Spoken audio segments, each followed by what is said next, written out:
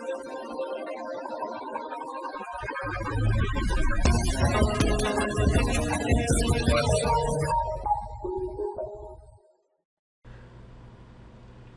day and welcome to Customer FX Webinars. Today we're going to be looking at Power2Quotes and how to add a new quote to your Sales Logic system. Currently I've opened my web client, Sage Sales Logics, and we're looking at the account entity. To create a new quote, I'm just going to go to the New menu and choose Sales Order. Now we've used the nomenclature Sales Order as Sales Logics has done within their base system. So here, although we're inserting sales order, you'll notice in the upper right-hand corner, the type is quote. So we are creating a quote. The account has already been added because we started on the account screen. The account manager has also been added. If we had started this quote on top of an opportunity, the opportunity would have automatically been added. If we choose to select an opportunity at this point, we can click on the magnifying glass. It will show us all the opportunities associated with Abbott, and we can simply choose one and click on OK.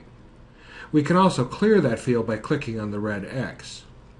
In the Requested By field, we can choose a contact from Abbott Limited. Again, if we click on the magnifying glass, it shows us all the contacts at Abbott. I'm just going to choose John Abbott himself and click on OK. The Date Requested field has automatically placed in today's date. We can also put a date promised in. Choosing the calendar over on the right, I can just choose the date. The Customer PO field is an alphanumeric field, so we can put in characters as well as numbers in that field. We also have a comments box where you can put any comments about this quote. Over on the right-hand side, we have our status field. Our status field is sales order. We have several items in the pick list. We can put that as an open order, open, closed, invoice, and several on holds or transmitted to accounting. So a lot of different statuses there. We can place it.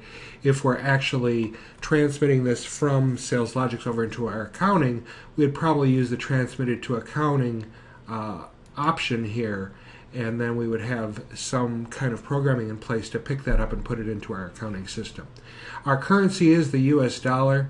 The exchange rate would be placed in there if there was an exchange rate for a different currency.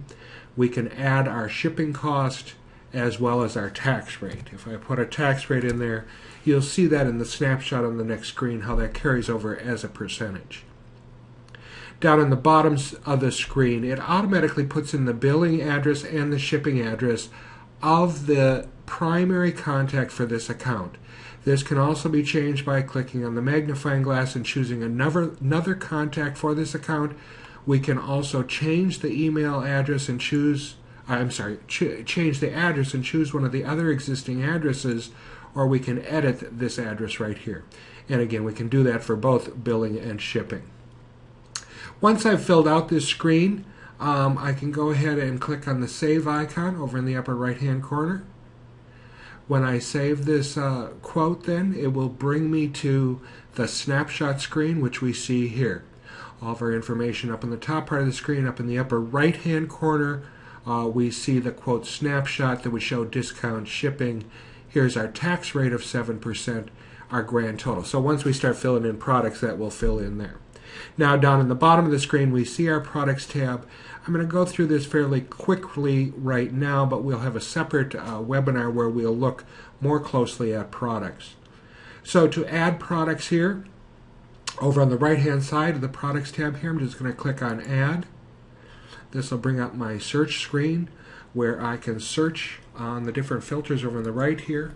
In the description field, if I just type in laptop, and in the filters we have contains. So if the description contains laptop, I'd like to see that. I'm going to click on Find Products. And here it brings up all my laptops. So if I want to choose a couple of these as products to add to my quote, I can click on them there, and then I'm going to click on the Add Product. Make sure to choose a products group over on the left-hand side, and then I'm going to click on Add Product. Then I'm going to close this window, and I've added those two products into my quote. Now if I scroll down even further, we have a couple different tabs within our quotes here. We have comments, where we can add both internal comments and external comments. Our billing and shipping address screen that we saw on our main screen, we can go back and change those if we want to. And we have an attachments tab.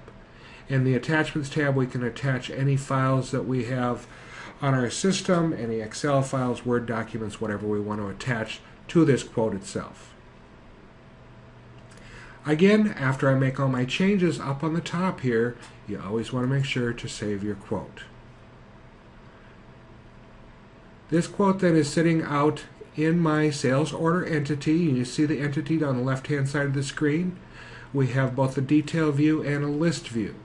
So if I go to my list view, that is listed there also, and it would be listed in any of the tabs across the top of the screen that are appropriate if it fits into the conditions of that group. So to create a new quote, you'd go to the New and choose New Sales Order. Look for our other webinars where I'll specialize in adding products, comments, and looking at the billing and shipping addresses. Thanks for joining me today. Have a great afternoon.